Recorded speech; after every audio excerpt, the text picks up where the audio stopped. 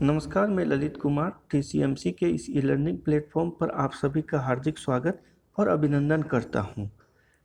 पिछली क्लास में हम लिंग, लैंगिकता और कामुकता के मध्य जो शक्ति संबंध है उसको समझने का प्रयास कर रहे थे, जिसके अंतर्गत हमने मुख्य रूप से 5-6 बिंदुओं को देखा था, जिसमें जो लिंग, लैंगिकता और कामुकता की भावना है उसका सहज उत्प्रेरक है वो लिंग है।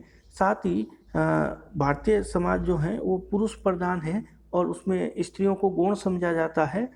साथ ही लिंग, लैंगिकता और कामुकता के मध्य जो शक्ति संबंध है उसको हम विभिन्न प्रकार की जो पालन पोषण की विधियां हैं, शिक्षा दीक्षा है और विभिन्न प्रकार के जो सामाजिक कार्यों में सहभागिता, साथ ही सांस्कृतिक उत्तरजीविता इत्यादि के संदर्भ में देखा था। और स्त्री और पुरुषों के बीच में जो भेद है, जैविक क्रियाओं में जो भेद है वो भी लिंग के कारण ही है, ये भी हमने देखा।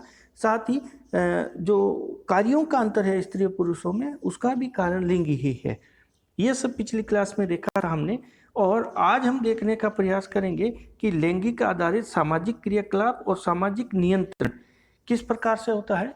तो हमारे समाज में लिंग के आधार पर ही जो विभिन्न प्रकार के जो सामाजिक क्रियाकलाप है और सामाजिक नियंत्रण की विभिन्न विधियां हैं उनकी स्थापना की जाती है। साथ ही जो लैंगिक और कामजन्य विषय हैं उसमें पुरुषों का आत्म प्रकाशन ही सर्वोच्च रहता है। अर्थात जो लैंगिक और कामजन्य विषय हैं उनमें पुरुषों को आत्म प्रकाशन और साथ ही स्त्रियां जो है उनको चुप रहने की प्रवृत्ति को प्रोत्साहित किया जाता है। समाज में भी हम देखते हैं कई जो महिलाएं हैं और बच्चियां हैं उनके साथ शोषण होता है, शारीरिक शोषण।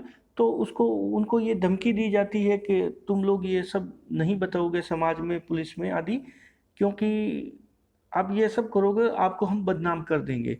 अर्थात कहने का तात्पर्य है कि जो कामजन्य विषय है उसमें पुरुषों के आत्म प्रकाशन को ही हम सर्वोच्च रखते हैं और स्त्रियां जो हैं उनको चुप रहने के लिए हम बाध्य कर देते हैं और उसको लगातार प्रोत्साहित भी करते हैं।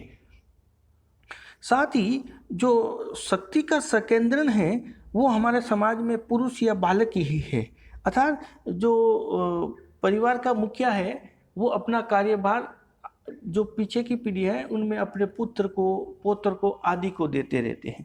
तो हम कह सकते हैं कि लिंग के आधार पर ही शक्ति का संकेंद्रण जो पुत्र या किसी भी बालक की ओर होता है। कभी भी हम परिवार का जो उत्तरदायित्व है वो महिलाओं को नहीं देते हैं। आने वाली जो संतान है उनमें पुत्र को ही देते हैं, पुत्रियों को हम नहीं देते हैं। साथ ही लिंग पर आधारित जो पारिवारिक मूल्य हैं उनको संवर्धन और पोषण भी हम करते हैं। किस प्रकार से कि लिंग के आधार पर जो हमारे पारिवारिक मूल्य हैं उनको संवर्धन और पोषण का कार्य जो है मुख्य रूप से स्त्रियों द्वारा किया जाता है। यहाँ पर जो है पूरी तरह से जो परिवार का लाज है ना, और उनके मूल्य हैं उनको संवर्धन और पोषण करने की जिम्मेदारी पूरी तरह से महिलाओं के ऊपर है और उन्हीं को हम ये कार्य सौंपते हैं।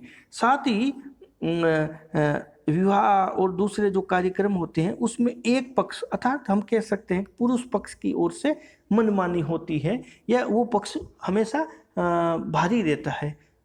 तो लिंग, लैंगिकता और कामुकता के मध्य शक्ति संबंध विवाह में एक पक्ष की मनमानी और दूसरे पक्ष का दहेज देना अर्थात स्त्री या लड़की पक्ष की ओर से दहेज देना और मनमानेपन को सहज करने के रूप में, यानी उनके ऊपर थोपना, कितना दहेज देना, ये देना, वो करना। साथ ही तो मनमानेपन को सहन करने के रूप में भी हम देख सकते हैं।